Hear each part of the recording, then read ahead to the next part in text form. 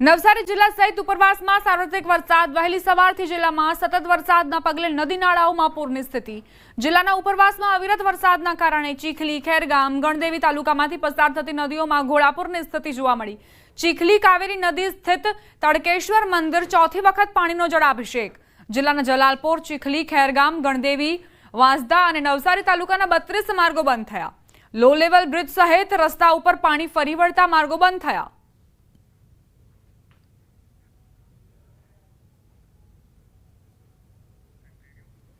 તાપીથી સમાચાર। ડોલવણમાં મેઘરાજાની તોફાની બેટિંગ। 2 કલાકમાં 5 ઇંચથી વધુ વરસાદ ખાબક્યો। અંબિકાપુરના ઓલણ નદીમાં ઘોડાપૂર। ભારે વરસાદથી નદીમાં પૂરનું સંકટ। 2 કલાકમાં 5 ઇંચ વરસાદના પગલે તાલુકામાંથી પસાર થતી અંબિકા, ઓલણ, પૂર્ણા સહિતની નદીઓ બે કાંઠે વહેતી થઈ। 2 કલાકમાં જ ડોલવણ તાલુકામાં 5.2 ઇંચ વરસાદ પડતા નવસારી જિલ્લા માટે પૂરનું સંકટ ઘેરાયું છે। વાલોડ તાલુકામાં 1.36 ઇંચ વરસાદ ખાબક્યો। જોકે હાલ વરસાદનું જોર ધીમું જરૂર પડ્યું છે।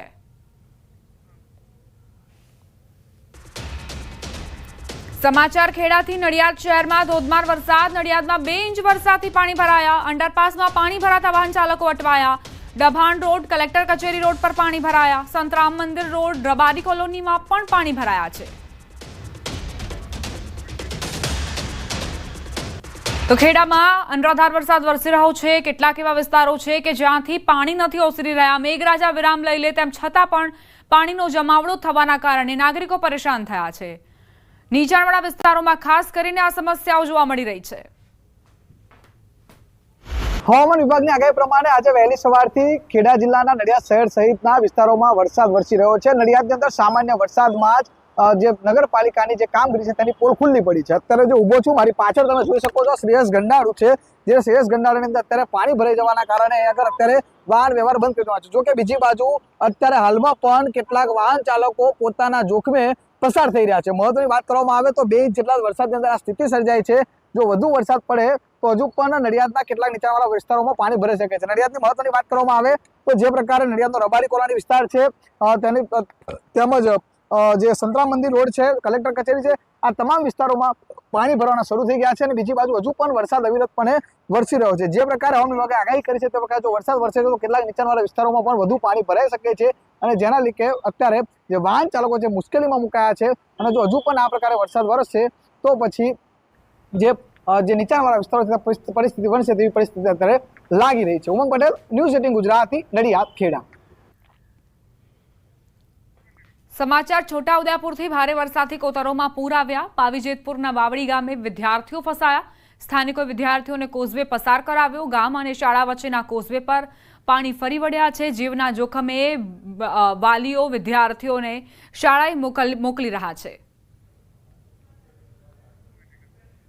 તો કઈ રીતે પાણી ભરાયા છે તેની આપ તસવીરો જુઓ। કોઝવે છે જે સંપૂર્ણપણે ગરકાવ થઈ ચૂક્યો છે। સામેની પેલે પાર શાળા આવેલી છે અને ગામની એક તરફ વિદ્યાર્થીઓના ઘર છે। ઘરથી શાળાએ જવું એક મોટું ટાસ્ક, એક મોટો પડકાર વિદ્યાર્થીઓ માટે। હવે શાળાએ તો જવું જ પડશે એવી સ્થિતિ, અને એટલે જ માનવ સાંકળ રચીને સ્થાનિકોએ વિદ્યાર્થીઓને સ્કૂલે પહોંચાડ્યા।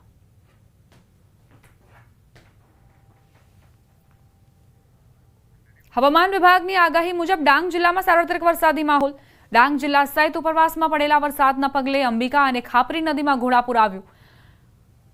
નળગચોંડથી ઘોડવહડને જોડતો અંબિકા નદી પરના જીવના જોખમમાં મૂકીને ગામના ખેડૂતો નદી પસાર કરતા જોવા મળ્યા।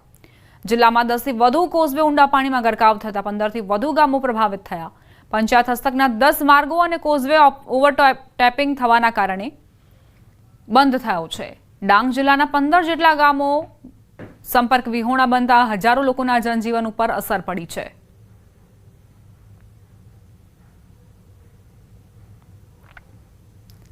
ઈડર પંથકમાં વરસેલા વરસાદને લઈને નીચાણવાળા વિસ્તારમાં પાણી ભરાયા। ઈડરની આત્મવલ્લભ હોસ્પિટલના કમ્પાઉન્ડમાં વરસાદી પાણીનો જમાવડો। હોસ્પિટલમાં સારવાર અર્થે આવતા દર્દીઓ અને સગાઓ પરેશાન થયા। ઢીંચણસમાં પાણી ભરાતા વાહન ચાલકોની સાથે લોકોની પરેશાની વધી ગઈ। હાલ તો પાણીના નિકાલ માટે પ્રયાસ તેજ કરાયા છે। સમાચાર સુરતથી। ઉપરવાસમાં ભારે વરસાદના પગલે કીમ નદી બે કાંઠે વહેતી થઈ। સુરત અને ભરૂચ જિલ્લામાંથી પસાર થતી કીમ નદી ખેડૂતો માટે જીવાદોરી સમાન। મોટા બોરસરા ગામે સિઝનમાં છઠ્ઠી વખત ઓવરફ્લો થયો. માંગરોળના મોટા બોરસરા ગામે કીમ નદી પર બનાવેલ બેરલ કોઝવે પાણીમાં ડૂબ્યો.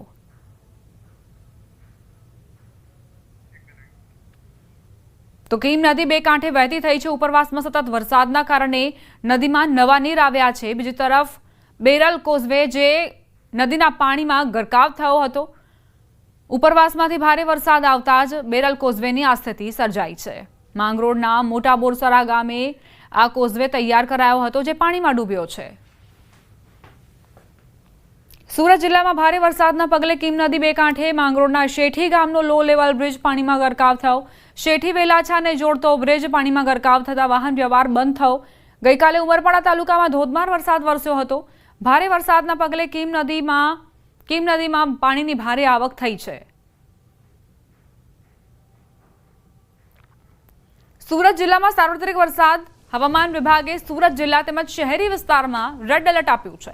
વીજળીના કડાકા ભડાકા સાથે ધોધમાર વરસાદ વરસ્યો. હવામાન ખાતા દ્વારા ભારેથી અતિભારે વરસાદની આગાહી કરાઈ છે. બારડોલી, મહુવા, ઓલપાડ, માંગરોળ, ઉમરપાડા સહિતના તાલુકામાં ધોધમાર વરસાદ. ઓલપાડના કીમ સહિત આજુબાજુના વિસ્તારોમાં ભારે વરસાદ. કીમ સર્વિસ રોડ પર વરસાદી પાણી ભરાયા.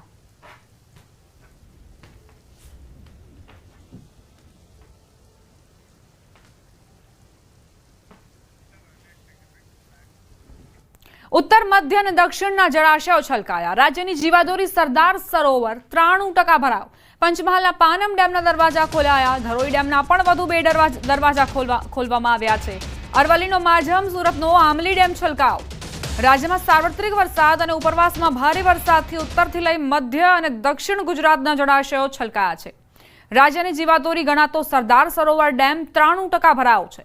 તો મધ્ય ગુજરાતનો પાનમ ડેમ જેના 2 દરવાજા ખોલીને પાણી છોડવામાં આવ્યું છે.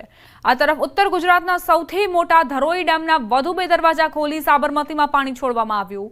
તો અરવલ્લી જિલ્લામાં આવેલા માઝમ ડેમના પણ 4 દરવાજા ખોલી દેવામાં આવ્યા છે. ગુજરાતના ચેરાપુંજી ગણાતા ઉમરપાડાનો આમલી ડેમ પણ છલકાયો છે.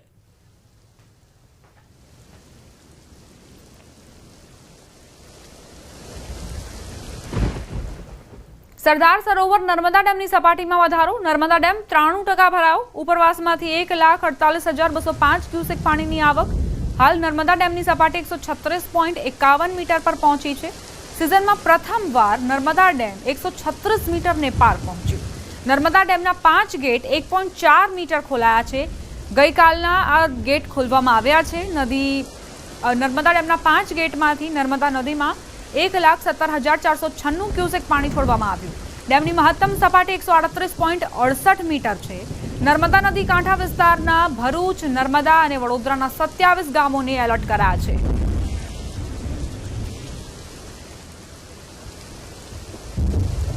પંચમહાલ જિલ્લાના જીવાદોરી સમાન પાનમ ડેમમાંથી રૂલ લેવલ સપાટી જાળવવા માટે સતત બીજા દિવસે પણ પાણી છોડાયું. પાનમ ડેમના 2 ગેટ ખોલીને 4 ફૂટ ખોલીને 9,800